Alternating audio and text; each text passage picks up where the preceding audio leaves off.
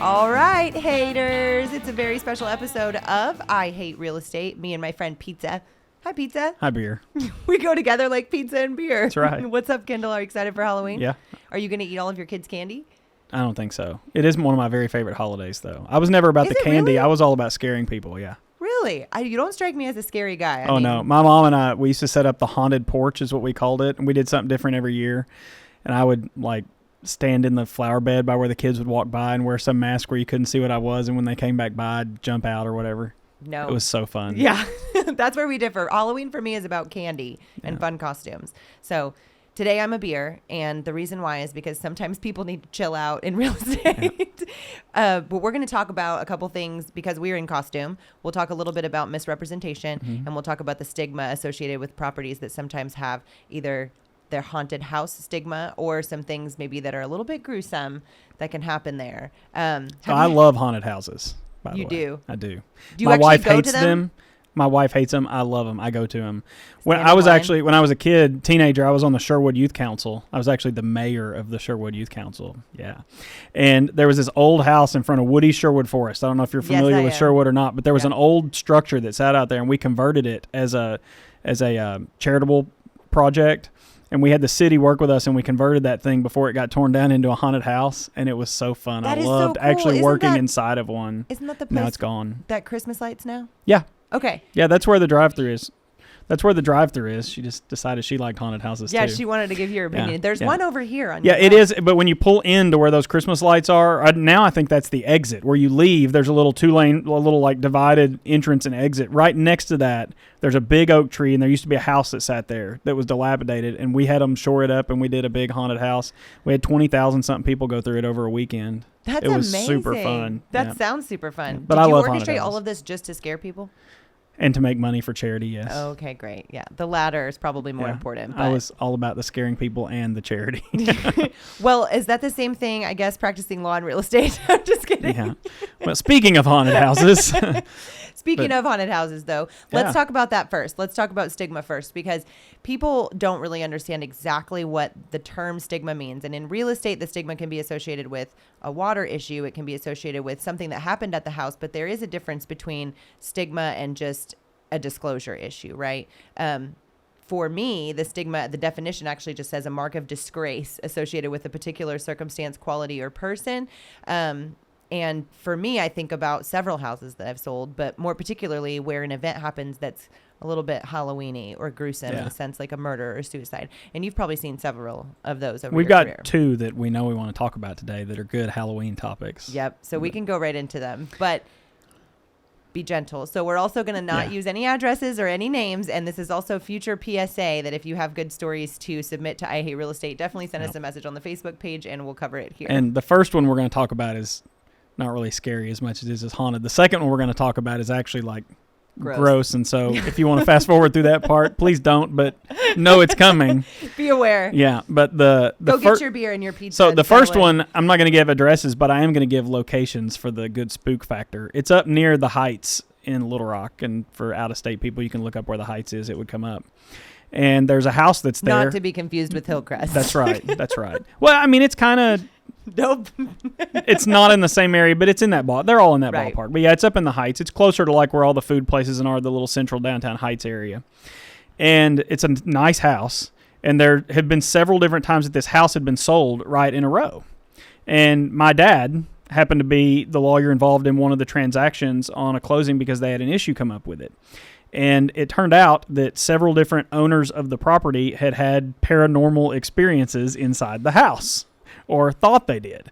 And of course, none of them would disclose their issue when they were actually selling the property until someone finally said something's going on here, and it triggered a big problem with several different homeowners in the past and everything else. Well, the story is, and it's been a long time since I heard the story. We probably should have had him on to tell the story because he knows it better than I do. But basically, there's a little girl that died in this house. I don't know offhand, don't remember if she got killed by somebody, something, some crazy circumstance happened, but it's just like a little girl, 7-8-year-old girl died.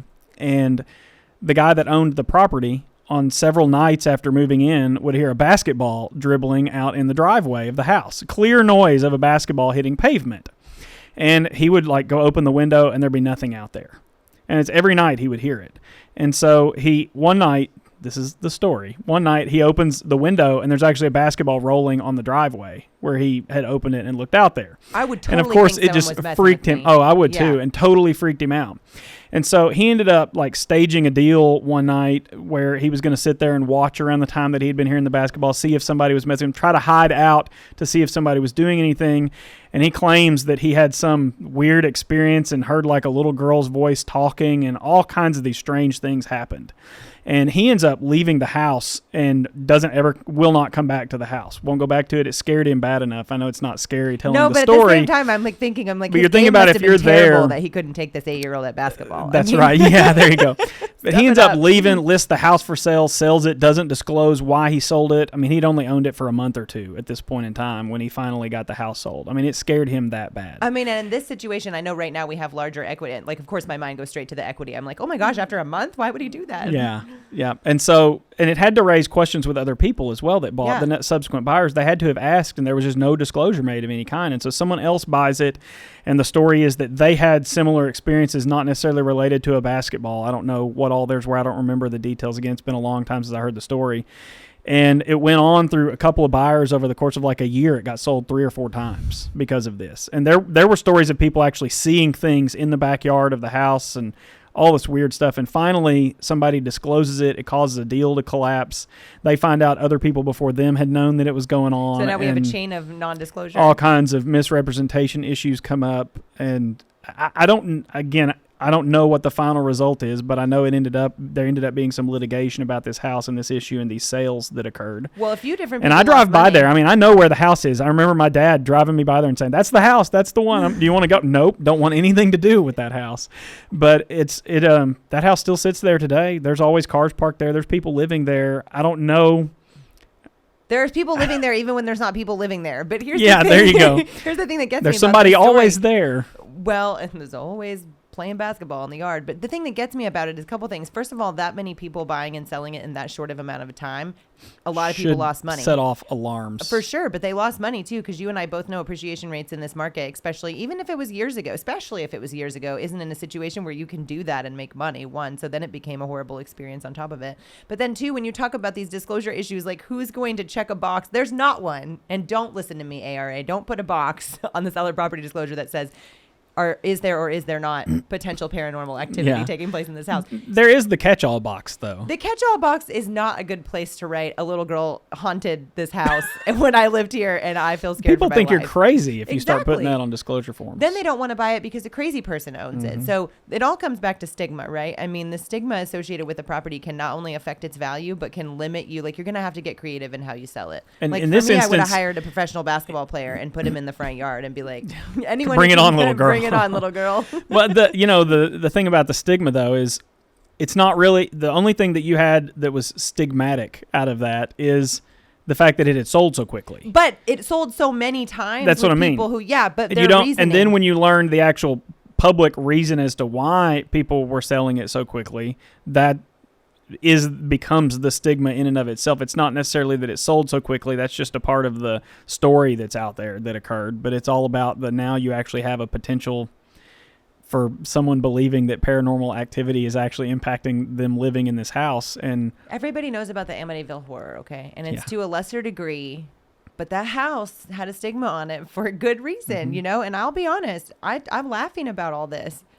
But if I heard noises in my house, I would move straight out. Like if it just didn't stop and they Yeah. were constantly dribbling back, or messing with me, I would leave. I mean, it's like stuff out of a movie that you would see is this story. Now, I did not experience it firsthand, but it is true. The events that led to the house selling that The fact quickly that and you what guys people had to were get- saying about it, I mean, all of that happened. Well, the fact happened. that it went into litigation is always what tells me that it's concrete, because when you have to go sit in a courtroom and testify that you're telling the whole truth and nothing but the truth, and then you're like, and the little girl was there bouncing the ball at 3 a.m. I was alone and nobody else saw it but me. You're not going to do that, unless you really were terrified. So Yep. the really lesson in that house for me is definitely ask, because it's not going to be on the disclosure box. Is there paranormal activity here? Yep. Halloween episodes lead to all kinds of questions about disclosure That's issues. So that being said, let's talk about this house that you've presented the opportunity Okay. for me to sell. So- It's been a great pleasure. Yeah. So this is the one where if you are sensitive, if you're sensitive, disclaimer, let's go ahead and just be aware that this has some graphic parts of the story. Also, dun, dun, dun. Yeah. There's your sound effect. And thank you. You're welcome. And so maybe Aaron can add some like really dramatic sounds over that. That was pretty good, I thought. It was but good, okay. but it could be better for the Halloween episode, I'm Do you sure. guys see the kind of expectations on me? I know. I'm setting the just a bar beer. really high. I'm just a beer, okay? So this house, this is actually my very first client I ever had. The first billable minute I ever performed was for this family. Yeah, which And so explains why you were willing to take this on. Yeah, they called me and had an issue, and he explains it to me, and I understand what's going on. So what happened is, family member who was kind of a hermit, recluse type of family member, he had this typical game night set up with some friends that they would have like once a month. Well, 3 months go by, 4 months go by, and none of them hear from the guy. And so they start getting concerned, obviously, and they start trying to reach out to find out if he moved, left, if family knows where he is, anything like that.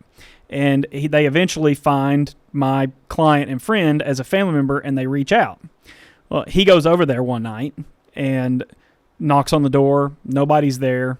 Car's in the driveway that he owned. Starts walking around. None of the lights are on. Nothing's going on inside the house. And calls the police. And the police come to the house, and they start looking around, same thing. They're asking how long's it been since you've seen the guy, everything else. And so the client, almost said his name, client's thinking the worst. And thinking that even close. Thinking that he's dead somewhere and doesn't know it, or been kidnapped, or is being tortured, or whatever it may be. And it was obviously worse than that. Finally, he gets the police to actually kick in the door to the house, or break down the door, whatever they do. And they kick in the door, and instantly the smell hits of dead body. And as it turns out, he had died in the house. It wasn't like a drug use thing or anything like that. He just died in the house. Something happened to him.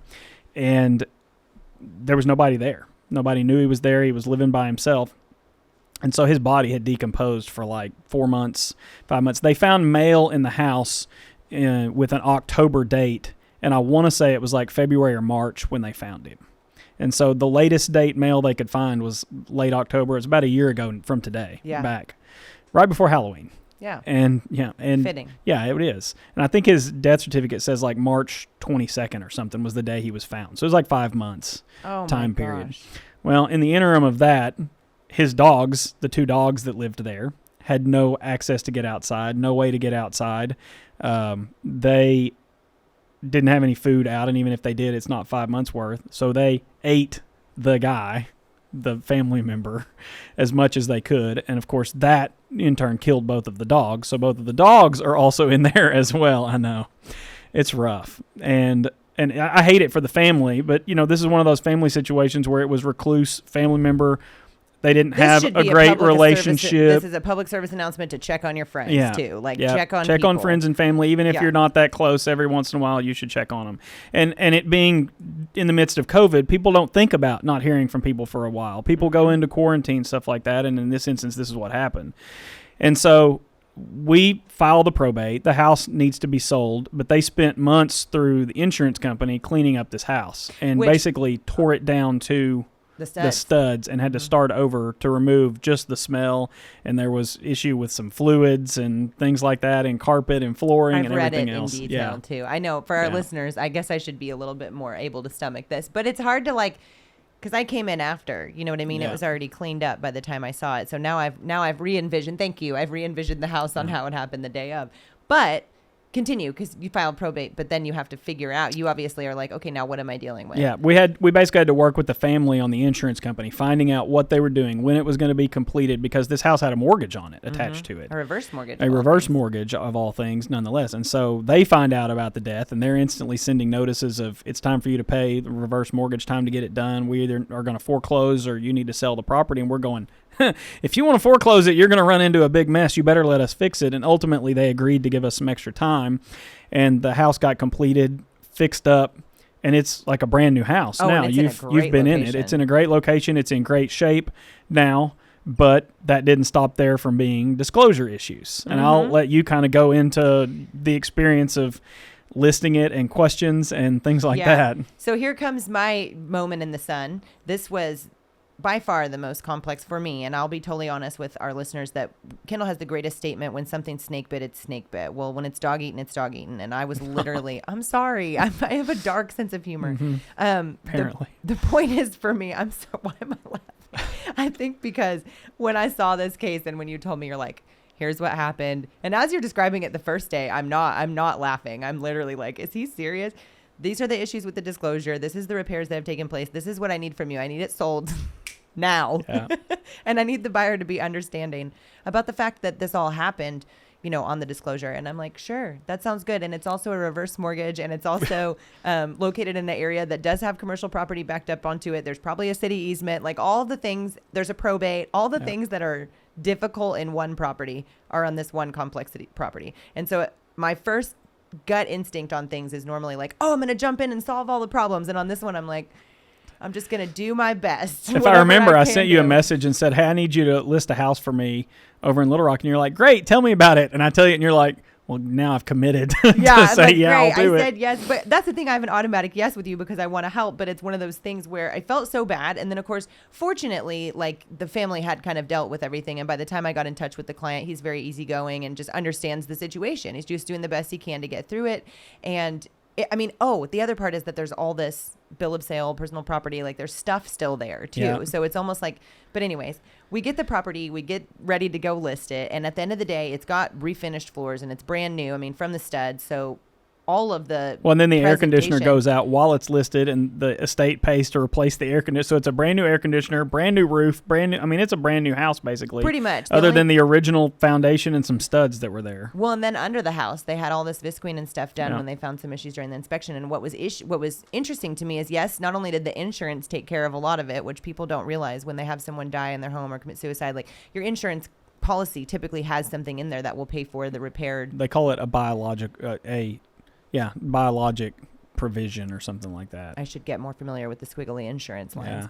But the point of it is that when I go to list the property, I'm going through to figure out everything that's been done. And yes, all these updates have been done and it's in great shape and there's no reason not to live in this house. But my first initial thought was investor, because a person is going to have a hard time living here. Like they're going to battle with this, but only because that's what I'm thinking. And I know the whole backstory. So stigma was my first concern. I mean, you have to ask yourself, if you lived in this house on a day-to-day basis, every time you walked in this master bathroom, could you think about anything other than what had happened in that room? No, I couldn't have a dog in that house without a doggy door because I would be scared they'd be trapped inside now. Like I know that's where my first, there's a million things I would think. So my fear in the property was like, can I really do this? Because I tell people all the time that I can price it for the market and that I can sell it under any condition. But this one was like, can I? Yes, I can. That's the answer. But and it was disclosed. It was fully disclosed. And it came down to one of those things where I straight up said to the buyer, I'm like, and it was another situation where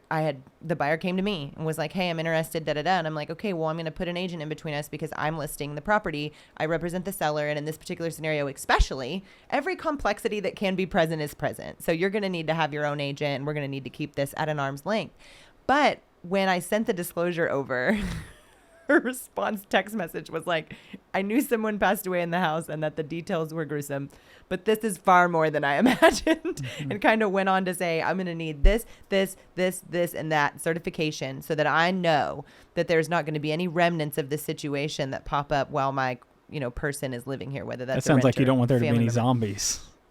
Probably. But I will tell you this, it changed the entire course of the transaction once the disclosure was received, because I did verbally disclose, but I did not go into that kind of detail with her because I didn't have the detail yet. I knew what had happened, but I didn't have the seller. The disclosure wasn't finished yet. So he's writing through it and like being very forthcoming is what we'll call it with everything, very detailed. Yep. And you just, when you read that as a buyer, you're all excited about the house. You really want to put it under contract. And I'm like, before you make an offer, here's what you need to know. And I was pretty shocked. It's one of those moments where they're like, oh, well, that's why it's priced so well. And it's one of those things like we talked about when Alyssa came on the show. Like if you price it correctly or if you price it for the market, like probably we could have put it out there quite a bit higher, really. But then the disclosure would come back and the whole issue would pop up and then it would become I want something off the price. How many times do you want to offer and accept before you finally get somebody? It could take months. if ever. Months. And he didn't have time, to wait for that. But the other part for me is that I'm looking at this like, okay, what other properties in the area? But I know I have a kind of a sick mind, but I've looked into other properties like where people have died or where there's been issues because I want to see what the market reacts to in that scenario. Now, there's been times I lived in a townhouse one time in Little Rock where a guy had like hit and run somebody and it became like a very public case and he like ran from the police and then came and hid in the attic of the townhouse, which is shared space. So I like go outside and the SWAT team is there and I'm like, what is going on? And I know that for months and months and months, all my friends that had driven by my house that day were like, what happened? Like the smallest thing can happen and the stigma can be associated and you can't control it at that point as the homeowner. But in this particular scenario, I think that disclosure, it was like a proof to me after all those episodes we had talked about so much misrepresentation and so much disclosure issue. And then I had the opportunity to perform with probably the worst thing I've ever had to disclose on a property. And it just went beautifully as far as she was like, okay, well, I accept it. I understand, but this is what I want. And once I get those things, I'm willing to close on the property at this price. Good deal works for everybody. Yeah. So she's been able to put that kind of behind her. And we did. We got those certifications and things from the various people that did the cleanup and the biology reports and all that stuff. And then they hired another guy. So that's actually what happened is the buyer, I didn't tell you about this part because you were in Florida. He was at Disney World living in another nightmare. No, I'm just kidding. The Haunted Mansion. We went to the Haunted Mansion there. I was just thinking about taking 2 kids under 5 to Disney World, but that's just me. Sorry. It's better than some of the families there that had like 7 kids. No, I can't. I have 2 and I can and they're 13 years apart and I can barely keep up. I don't know. I'm sure somebody listening has it, but I get cracked up at the families with 7 kids that have them like all on the dog leashes walking around. I'm serious. You see that. It's like they're walking dog, like a massive pile of dogs, but it's kids. I used to not like the leashes on kids and now I want one only because I've got this one kid he's a pandemic baby and he cannot be trusted. He'll jump off the bed. He'll jump off the couch. I want to put a leash on him, but anyways, I digress. My point in saying that is that at the end of the day with this property, I really thought that this was going to be a problem and I worried about the opportunity. But once everything was disclosed and the opportunity became something where she could still get a good deal and the seller could still be happy and the house could sell and she could rent it to somebody who may or may not ever find out about what happened there, which I want to disclose is not a problem. If you're a landlord, like 50% of all houses, somebody has died in them. Something has happened in that house that has not been disclosed to you. Like, sorry, that's bottom line. You don't always ask those questions. And so I know that with this particular scenario, the renter of the property may never know the condition of what happened. But it certainly was a challenge to disclose and to get under contract. We had the first house I ever bought, we found out a year after moving in that the reason the house had hardwood floors is because they had left the fireplace running when they left the house one day, and a spark came out onto the carpet that was in the living room and almost burned the house down, and the neighbor saw smoke coming out and ran in and ended up getting it put out and contained to one room, and they never disclosed to us that there was a fire in the house. Oh my gosh. That's crazy. But of course you didn't do anything about it. I'd be curious though, if I would never want to leave you with a non-disclosed item if I was the person selling the house to you. No. Be a bad situation. We didn't do anything about it. Well, because we then turned around and sold it as is. I was going to say, you did sell. That's the one I sold, isn't it? No, that was a different one. Okay, I was going to say, because you never disclosed to me that there was a fire in that house. That one had concrete floors. Yeah, almost throughout the entire thing, except for stairs. Unless you didn't list my we sold Sherwood House for sale by owner. I didn't know you yet. Yeah, I would have totally gone against you if you'd gone for sale by owner. That was before Jamie Taylor. That's what that was. But what's interesting though is you say Sherwood, and it brings me back to Alyssa every time because it's one of those things with that client in particular. Like they understood if you have a stigma issue, if you do live in the Amityville horror house, like now it's probably a benefit because you can sell tickets. But as far as property value, if you associate what the issue with this property is and you price it for a stigma, it's going to sell just fine. It's just you have to understand the loss in value associated with the stigma or the gain. Yep. So, and if you don't disclose something, you may be responsible for that loss in value from the stigma that's created that you failed to disclose. And here's the other thing about it. It's like I was saying just a minute ago, and I kind of want to reiterate that, like, lots of bad stuff happens in houses. Like, lots of bad stuff. And people don't, it's not even a matter of not disclosing. They might not know. Houses were built in, like, some of them, especially in Heights Hillcrest, 50s, the 1920s, like all these old homes. People have died and stuff has gone down, and you don't know.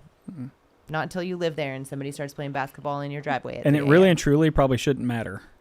It shouldn't matter as long as you're not one of those people who feels weird about it. And I think that this is like when I say stigma, it's like it's the buyer's perception that creates the stigma or doesn't create the stigma. It's the way the market reacts or the public reacts to a situation that creates whether or not it's a stigma.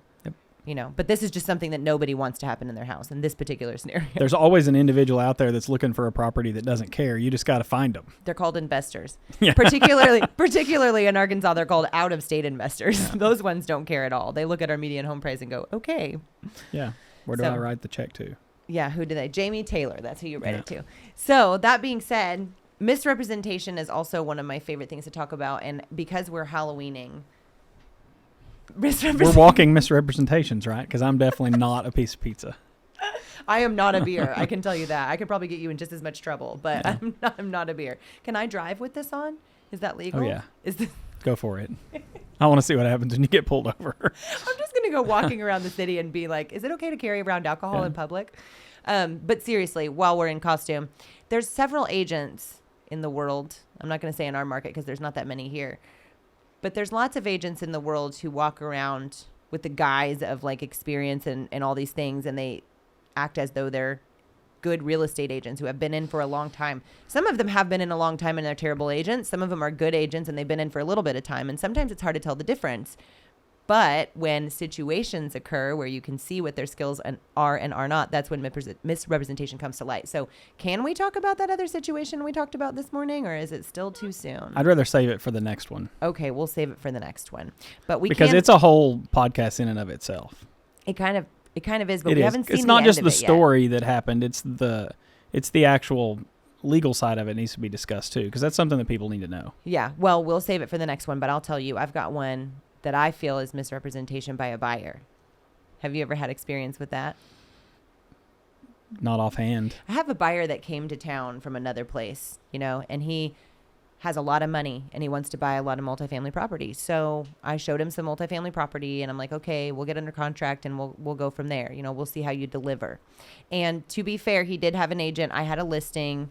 We met in person because I was opening the doors for him and his agent, and we ended up creating a relationship. And I say that temporary relationship because we met, we kind of got to know each other. And then I started asking questions, about the financial side of things. And it just wasn't adding up, But we're under contract and I represent the seller. So my job is to continue to represent him the best I can. So I'm digging on this guy, but I'm not getting what I need. I'm not getting the responses. I'm not getting the bank has met, they're going to approve the loan, blah, blah, blah. I'm just getting silence. But he's out shopping, looking at other properties and trying to put additional things under contract, So I had a couple deals and I'm like, I've got this, and he goes to put it under contract. And all of a sudden the financing for this deal comes through, but this one's supposed to close like in 5 days and I can't get a response. I get a phone call this morning. They're like, hey, I know we're supposed to close next week on Friday, but I'm the new lender for the buyer. He didn't have financing. We're going to start right now. I've got his paperwork. Just wanted to find out if you can provide me with debt, which now puts me in a position to go back to my seller and say, I'm sorry, but the buyer has misrepresented. That it was a cash deal when it's not. He misrepresented, and that he had financing once he got through the due diligence period. Once he got to the period of you're in your financing, I need your financing terms. There's only 30 days in this period once we get to the end of it, which in a residential deal would be different, but in commercial, you can kind of set your due diligence dates. And we had a 30-day due diligence on financing. So we had to provide proof of financing in that time. Never could get it financed. So we never brought it back. And I guess the reason I feel like this is misrepresentation, and I'm asking you about that, is because now my seller's been tied up for almost 45 days, right? And he is trying to decide whether or not he should extend for these people, because end of the day, this guy's not a qualified buyer. I mean, he represented himself as such, but he isn't, right? Yeah. Is it, does the contract have a financing contingency in it? Mm-hmm. Then that's a violation of that. It's probably not a misrepresentation then as much as it is a breach of the contract. 45 days in, it's a breach of the contract because 30 days was his period, right? Yeah. So that's where. But why I say that is because if you have a financing contingency under Arkansas law, you have the obligation to at least make a reasonable attempt to obtain financing. But that's what I don't think happened. That's what I'm saying. Yeah. But that's just a breach of contract. That's not necessarily a fraud. Well, he misrepresented himself. And he may very well have held himself out, but as far as the damages that your person would seek if they came to me would be a breach of contract. And we would probably throw in fraud and misrepresentation there just to put everything in that could possibly come up. But it's more of a breach of contract situation. Well, I guess I just wanted to share that story. Because I've had buyers too. I've been involved in a transaction where a buyer has said, this is a cash deal. And then you get 3 days before closing, and they're going, yeah, my lender has not approved this yet. And you're going, well, hang on just a second. It was a cash deal. There's not supposed to be a lender involved in this. So many times that happens, though, because that people happens a think lot. They're going to win the negotiation if it's cash. Yes. Because sellers will rely on Exactly. cash. And that misrepresentation is not fair, because Nope. then it puts people like my seller in bad positions, waiting on you to say, yes, I have my And then all of a sudden, if your loan gets declined, you've had a serious problem. But that's the issue, is that's still that type of issue is closer to a breach of contract by saying this is a cash deal. There is no financing contingency than it is your guy who actually had a financing contingency in his contract. If you make a cash deal, but it's really contingent upon you getting financing without there being the written contingency in the contract, that's more of a misrepresentation to me. Well, in my mind, and you're correct, you're the lawyer, so I'll let you rule on that. But what's interesting about it is I felt like he misrepresented himself in the sense that, like, you are not a seasoned investor if you cannot finance one deal. You know what I mean? Like, a seasoned investor who understands how this works would definitely either not let the financing contingency go in there for that short of a period, or they'd be smart enough not to have made the deal they made with me. Because you and I, we've had enough conversations about the earnest money that he has a non-refundable deposit. So my seller's been taken care of anyways. Worst case scenario, don't use earnest money, use a non-refundable deposit, because your earnest money can be misrepresented as a non-refundable deposit. So we got through it as far as right now goes. We're going to wait and see. But after I got that call this morning, I felt a little bit like I had been the wool over my eyes a little bit. You know, all of a sudden you don't have any money and you can't finance this deal when you've got another lender and another deal that you're already kind of pushing forward on. So I guess it's breach of contract and not misrepresentation. It could be either, but it's more likely breach. The better case is breach of contract. You and your lawyering. Well, good job. I appreciate that. Yeah. Do you have any other spooky stories for our listeners today? Mm-mm. One of the spookiest thing I would think could happen to them? Using an agent or an attorney who doesn't know what we do. Yeah. Yeah, that would be spooky. Are you going to tell me to bite you? I thought about it. Right now, my crust is bothering me. I was actually sitting here the whole time being jealous like, because you look like you have a neck pillow. I do. I have a neck pillow. It's nice. But the crust under my beard here is not very comfortable. That sounds awful too. The crust under your beard. I got a crusty beard today. Well, listen, I picked a beer because I thought nothing could go better with pizza and Friday. That's and right. A beer. So thanks for being the carbs to my carbs. If I walk in my house in this, my kids will want to order a pizza tonight. It's guaranteed. You know, we should just switch. You go home and then get Carrie to do happy hour, and I'll bring the pizza home. That for my sounds kids. better. That sounds fun. Mm-hmm. Well, to our listeners, we definitely hope you have a happy Halloween and a safe Halloween. And remember that when you put decorations on your house or anything along those lines, that nobody gets injured. Yeah. That your homeowner's liability insurance policy is up to date and the premiums are paid. And covers a situation where somebody might trip on a giant skeleton or be scared by a grown man. Yep.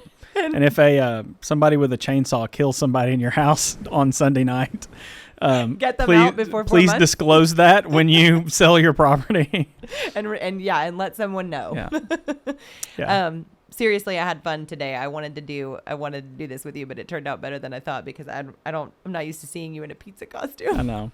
Maybe next year when we do our haunted house episode, we can actually go on site at a haunted house. So that's actually what I was going to say is we need to have our listeners send us all different haunted houses that they want to talk about, and then we can go visit one of them. And we can travel too. Yeah, we can travel. So don't hold back. If you're an I hate real estate hater, you need to go ahead and jump on the Halloween episode haunted bus tour and go ahead and send us your favorite locations of haunted houses in and around Central Arkansas and or the area that you live in, whether that's sunny Southern California, perhaps beachside in Florida. Any of those locations would be greatly appreciated. Yeah. Hawaii would be great. If you're listening in Texas, somewhere down by the beach, like we're good. We can go to any of those areas. Yeah.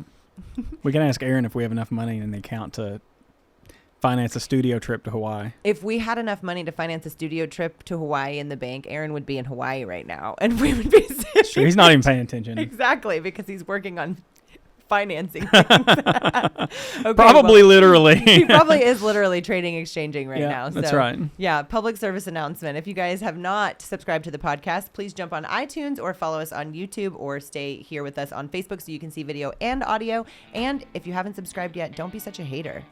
That's right. All right. Do we have any rulings today? Yeah, I was about to say that we're going to rule that. What are we ruling today? That a temporary use of misrepresentation is okay on the 31st of October. That's right. Happy Halloween, haters. We're out.